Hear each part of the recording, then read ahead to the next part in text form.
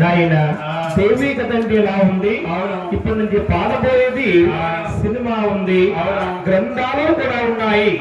అంటే ఉడుకోవచ్చు నీలముని, పాలముని, జట్లముని, జనకముని, ముక్కోటి మునుకుమారుల్లో ఒక భృగ్గుమాముని శారదా ఒడ్డుకి వచ్చి తపస్సు పెడుతున్నాడు. ఆయన దండలేదా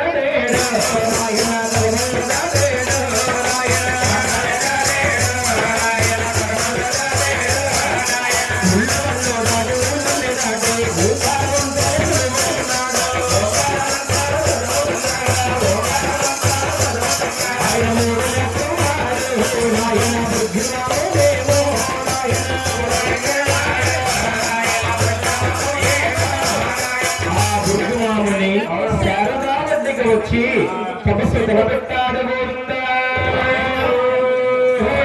ఈ ఒక సంగతి ఎవరు ఆలకించారు?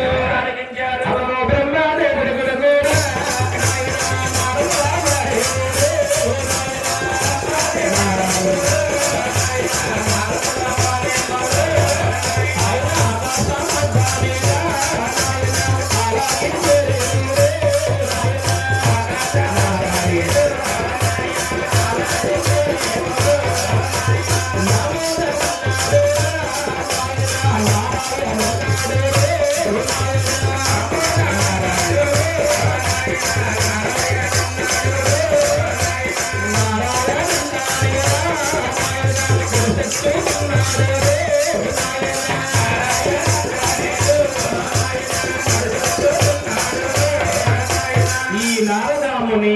తన పెద్దతండ్రి విష్ణువాసు వద్దకు వచ్చి ఏమైనా సెలవడిగారు. ఏమన్నాడు?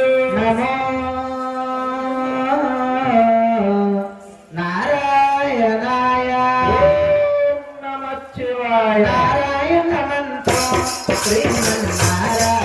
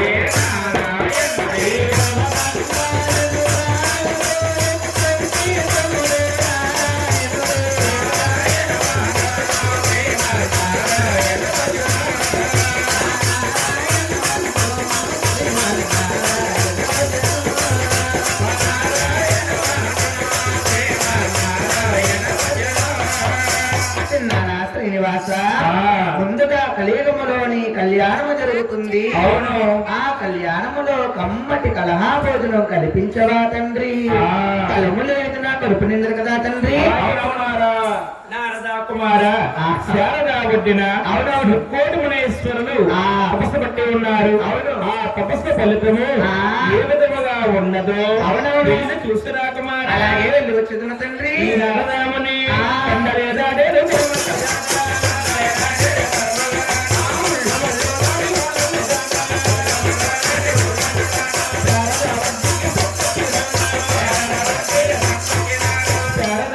వెళ్ళి ఆ మునేశ్వరుని చూసి ఏమన్నాడు?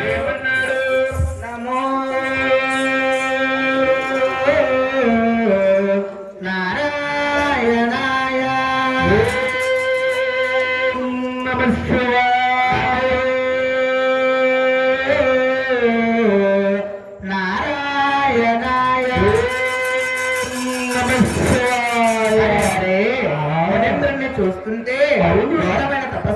ఉన్నాడే పలకరిస్తే శపిస్తాడేమో. అవును, అయినా మనం వచ్చింది మునీంద్రునితో మాట్లాడడానికే కదా. మునీంద్రుడు శివనందన శివనామం చేసి మునీంద్రుని పైకి లేవదినే. నమో నారాయణ నారాయణ నారాయణ.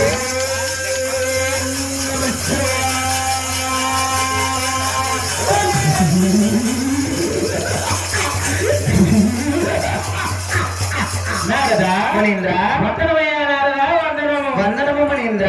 నారదా మా రాజ్యం వచ్చి అవును మా యొక్క ప్రశ్న వచ్చి మమ్మల్ని తలుపులు లేపిన కారణం ఏంటి నారదా? మునీంద్ర నేను త్రిలోక సంచారిని బ్రహ్మసారిని దేశ సంచారము చేస్తూ చేస్తూ చేస్తూ పట్టం చేరుకున్నానయ్యా మునీంద్ర. మా ప్రశ్న చేరుకున్నావు కాబట్టి మా యొక్క ప్రశ్న పరిపాలన ఎట్లా ఉన్నదో ఒక్కసారి చూడము నారదా. మునీంద్ర నీ పట్టణ పరిపాలన అంతా చాలా బాగుంది కానీ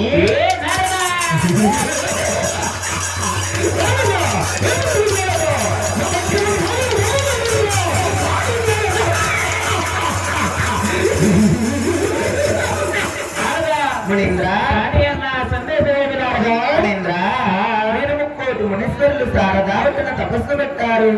ఈ తపస్సు ఫలితం ఎవరికి దారబోస్తారు మునీంద్ర? మేము ముక్కోటి వరేంద్రులం. అవును, శారదావతిన తపస్సులంటే పెట్టాము కానీ ఈ యొక్క తపస్సు ఫలితమే ఎవరికి దారబయ్యారు? మాకే వారా పొందారు మునీంద్ర ఈ తపస్సు ఎవరికి దారబోయారు? నీలో నీకే వాతాపంతాలు వస్తున్నాయి కానీ భూలోకములో మూడు రాజ్యాల్లో అంటే గొప్పవారు వాళ్ళు మించిన వారు ముగ్గురున్నారండి మునీంద్ర.